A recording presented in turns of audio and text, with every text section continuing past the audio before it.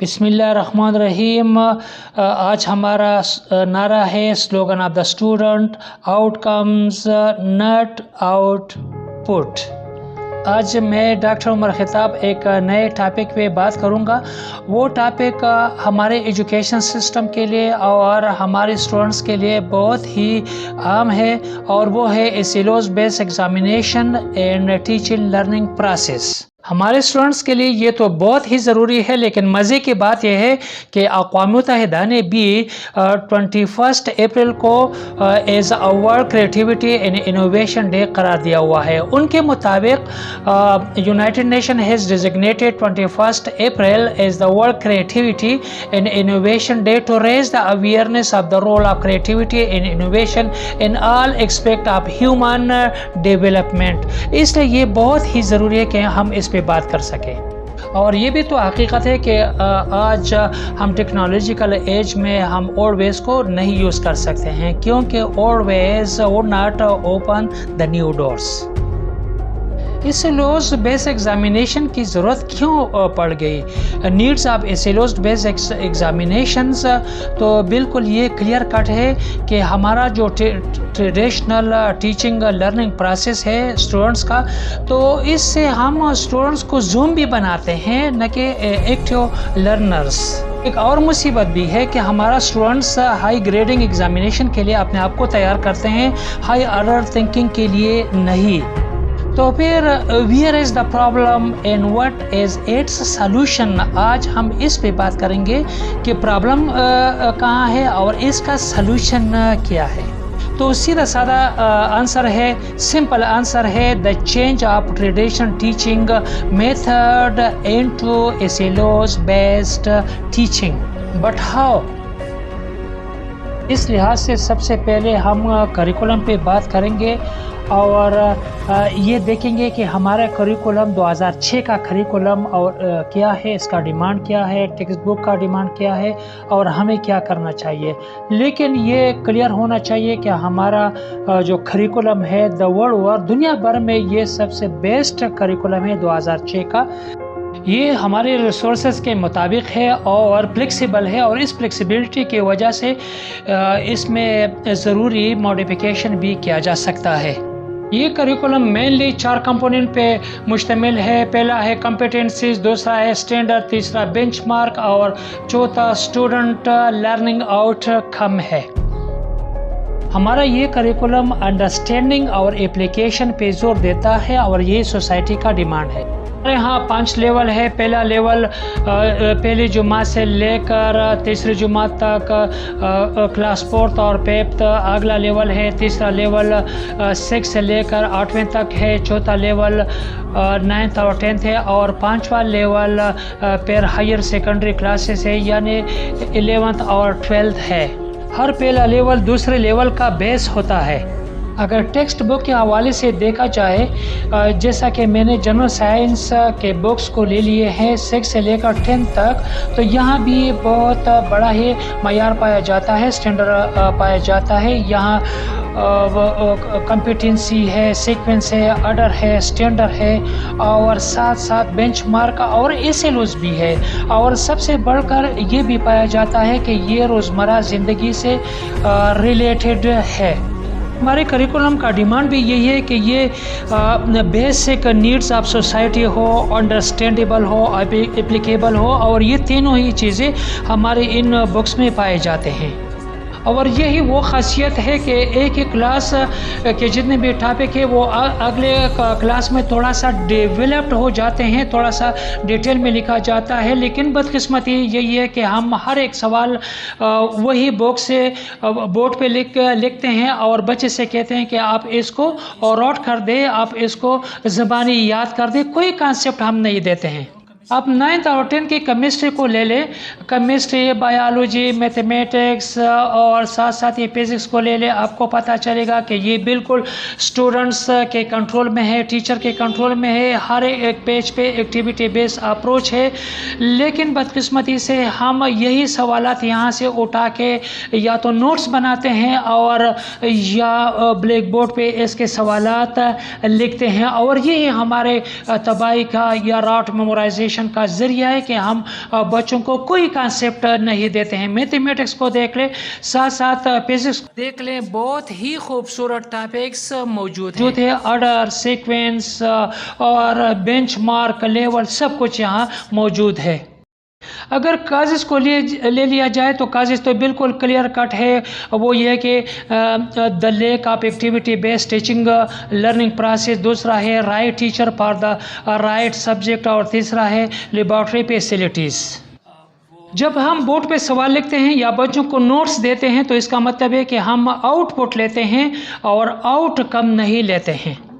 चूँकि हमारा activity based approach ये लीड कर देता है to SLOs based teaching for conceptual understanding, तो हमें अपने बच्चों को, अपने स्टूडेंट्स को हर टॉपिक में इन्वॉल्व कर देना चाहिए ताकि उनका कॉन्सेप्चुअल अंडरस्टैंडिंग पूरा हो।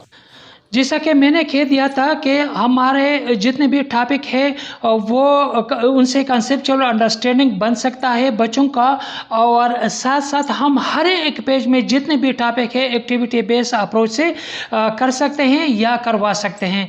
जैसा कि आप ये केमिस्ट्री का बुक मैंने ले लिया है, इसका पहला केमिकल इक्विलिब्रियम है, तो यहाँ हम ब्लू बॉटल एक्सपेरिमेंट को यूज़ कर सकते हैं और ब्लू बॉटल एक्सपेरिमेंट के ज़रिए हम पूरा का पूरा चैप्टर तकरीबन 1 या 2 दिन में पढ़ा सकते हैं, और वो भी रॉट मेमोराइजेशन के बगैर।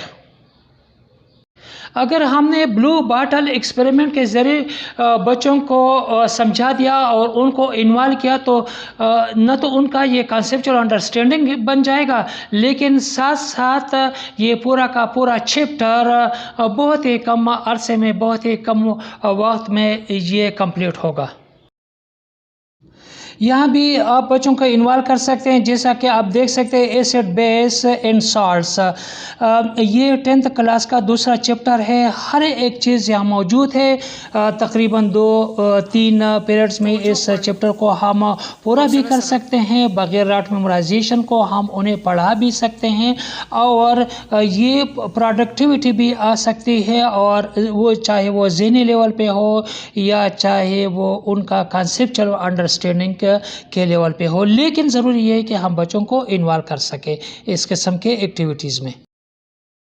पूरा का पूरा बुक आप ले ले, पेज नंबर 1 से लेकर पेज नंबर 200 तक बहुत कम पेजेस है, और मज़े की बात यह कि इसमें बहुत ज़्यादा ही ये डायग्राम है और बाकी लिखाई भी तो बहुत ही कम है। लेकिन अगर हमने बच्चों को एक ही सेंटेंस से कहा दिया एक्टिविटी बेस के ज़रिए तो हमारा मकसद ही पूरा होगा। जनरल साइंस की 9th और 10th के बुक्स ले ले तो वो भी बहुत ही खूबसूरत है, और वो रोज़मर्रा ज़िंदगी से बिल्कुल रिलेटेड है, बहुत ज़्यादा मज़ेदार। वो सब कुछ यहाँ मौजूद है जो हमारे माशरे में पाए जाते हैं। बदकिस्मती से हम अपनी टीचिंग के ज़रिए अपने स्टूडेंट्स के ब्रेन को एक ऐसे हिस्से को इग्नोर करते हैं जो बहुत ही अहम है ये टीचिंग लर्निंग के लिए और कंसेप्चुअल अंडरस्टैंडिंग बनने के लिए और एसएलओस बेस्ड क्वेश्चन बनाने के लिए बहुत ही ज़रूरी है। हम ब्रेन के उस हिस्से को हम इग्नोर करते हैं, और चलो देखते हैं कि ब्रेन का वो हिस्सा जो हम अक्सर अपने टीचिंग लर्निंग में इग्नोर करते हैं वो कौन सा हिस्सा है। तो उसमें 4 हिस्से होते हैं ब्रेन का। हमारे ब्रेन में 4 किस्म के गियर्स पाए जाते हैं, जरीदार पहिए पाए जाते हैं। उनमें पहला पहिया मेमोरीज का है, दूसरा क्रिएटिविटी का है, और तीसरा थॉट प्रोसेस का है, और चौथा जो इन तीनों की बुनियाद पे फैसला करता है और वो है डिसीजन मेकिंग। तो हम अपने टीचिंग लर्निंग के ज़रिए इन 4 चीज़ों को डेवलप करना होगा।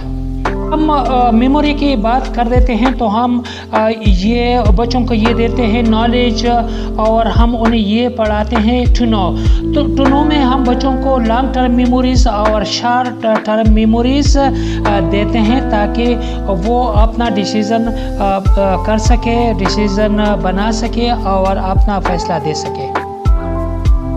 दूसरा जरीदार पहिया होता है क्रिएटिविटी का। तो क्रिएटिविटी का ताल्लुक टू सॉल्व द प्रॉब्लम है, हम बच्चे को स्किलफुल बनाते हैं और वो ये है कि अपना मसला को सॉल्व कर सके सोसाइटी में, और to give new thing to a society को कोई नया चीज़ दे सके, and to give new idea to a society, और सोसाइटी को कोई नया आइडिया दे सके।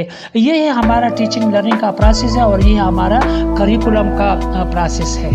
ये चौथा जरीदार पहिया भी क्रिएटिविटी से कनेक्टेड है और वो ये थॉट प्रोसेस में हम ये दोबारा देखते हैं कि क्रिटिकल थिंकिंग, और क्रिटिकल थिंकिंग का मतलब ये कि उसका हाई ऑर्डर थिंकिंग हो, और सोसाइटी में जितने भी प्रॉब्लम्स है, चाहे वो इन्वेंशन के सूरत में हो, डिस्कवरी के सूरत में है, या कोई नए आइडिया की सूरत में, वो सोसाइटी को दे सके।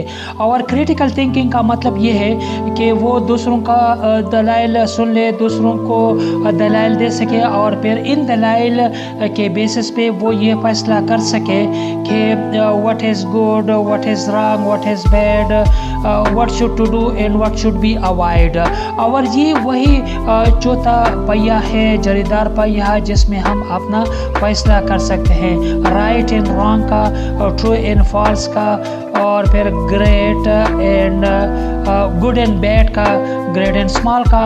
ये सारे के सारे फैसले हैं, फिर हम इसको कर पाते हैं।